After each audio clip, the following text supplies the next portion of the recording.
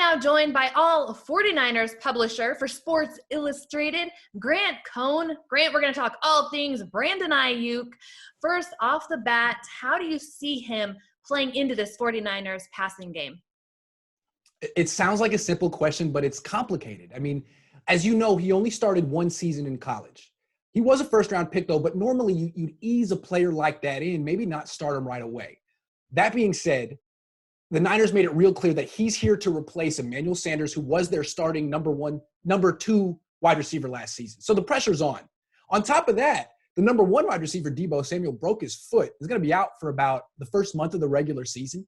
So it's like, ready or not, here comes Brandon Aiyuk. He should start week one and be a significant member of the offense because, I mean, you know him better than I do, but from what I've seen in clips, he fits the offense perfectly and does a lot of the same things that Deebo Samuel did last season during his fantastic rookie year. So I expect starting week one and a good rookie year. Now, you touched on it a little bit, and you said the pressure is on. So who is he competing with for this spot? Is there anyone, or you're saying week one it's him, is there any competition? No question.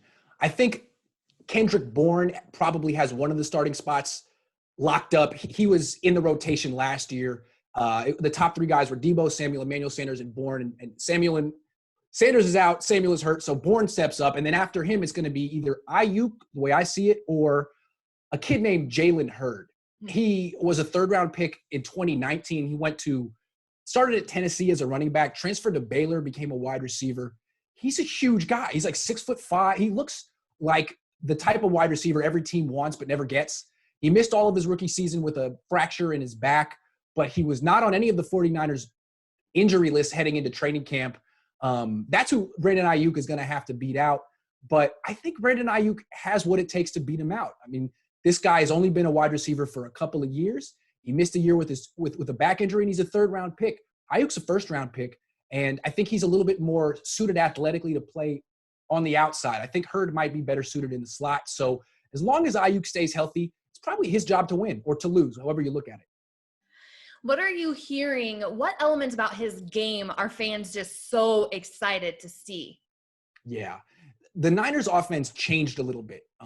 When Kyle Shanahan was in Atlanta, they were bombs away down the field because their quarterback was Matt Ryan. Here, they have Jimmy Garoppolo, who's also good, but he's different. He throws a lot of short passes over the middle. So the Niners have figured out they need wide receivers who become running backs when they have the ball. Guys who specialize in yards after the catch. And every single wide receiver does that. That's the best part of their game. And from what I understand, you could correct me if I'm wrong, Brandon Aiyuk was like the yards after the catch monster in all of college football, not just the Pac-12. He averaged almost 10 yards after the catch per touch last season. So he fits the offense perfectly. He just has to show that he can learn the offense quickly. It's hard. It's a really, really dense offense, probably like nothing he's ever done.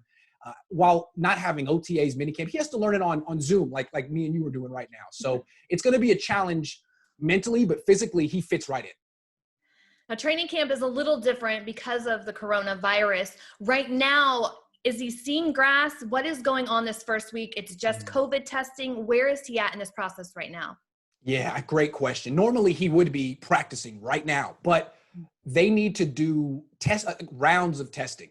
So he was a rookie. He came in, I believe, last week. So he should have taken 2 COVID-19 tests by now, and if he had failed either one, we'd probably know. So he's just getting into the facility. The veterans, I think, are taking their second test today. We're going to start hearing if people are failing these tests, but so far, nothing. So he gets into the facility. He starts doing some weight training, ramping up slowly. And then by, I believe, August 10th, the players will put the helmets on and do some form of practice, although it could be way different than what they've done in the past. I don't think there's going to be a lot of contact, and probably for good reason. Now, like you mentioned, rookie, going into his rookie season, what does he need to do to be successful this rookie season? Yeah, I alluded to it earlier, but I believe it's mostly mental. He comes from a college offense. Now he's going to the NFL and an offense that's probably the most complex of all the complex NFL offenses.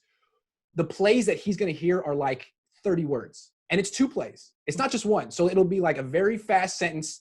Then the quarterback will say the word "can it," which means if I don't like the look, I'm going to say the word "can" at the line of scrimmage, and then we're going to the second play. So you have to know the offense and be able to hear both plays and be like, okay, if it's the first, I do this. If it's the second, I do this. And you got to know where to line up. And it's like, I'm sure he's a very smart guy. He went to Arizona State. And I'm sure he can get it in meetings, but it's always tough for the new players to be able to hear it in a huddle. Although this year there's not going to be actual crowd noise. So maybe he'll be able to get over the butterflies and acclimate quickly. But really, it's all about like learning a new language. How quickly can you learn French this offseason to the point where you can memorize it and kind of, you don't have to speak it, but you got to be able to pick it up pretty quick. And it's hard. I don't think I could do it. So if he does have like a slow season, it's not because he's not a good athlete. It's just because he had to learn the most difficult offense without the benefit of being in the same room as the person teaching it. Yeah, I couldn't do it. I couldn't learn French or anything in that matter of fact. Well, he did fly under the radar at ASU. So 49er fans, get excited because you'll see him coming out of nowhere. He's like a stealth, but he is incredible. Grant, so much knowledge. Thank you so much. 49er fans, get excited. ASU fans are always excited for him. And thank you for catching us up to what we should expect on Sundays. Thank you so much for having me. And if you're up for it, let's do this again next week. And I'll ask you some questions about Brandon Aiyuk so that the 49er fans can learn about their new rookie wide receiver from someone who's an expert. Let's do it. Deal. Sounds good. Take on it. Thank you so much.